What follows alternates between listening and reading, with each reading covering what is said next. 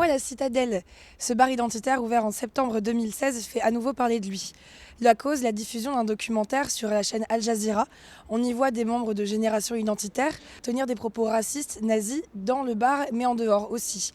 Mais aussi des agressions dans les rues de Lille. Par exemple, les propos de ce militant néo-nazi accoudé au bar.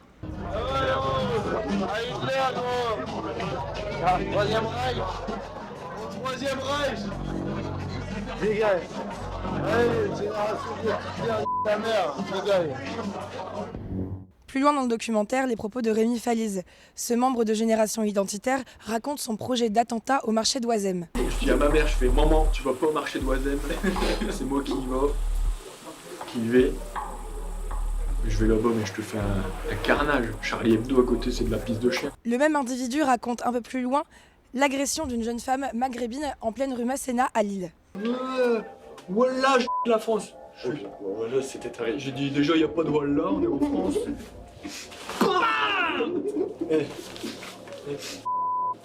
Dans son crâne.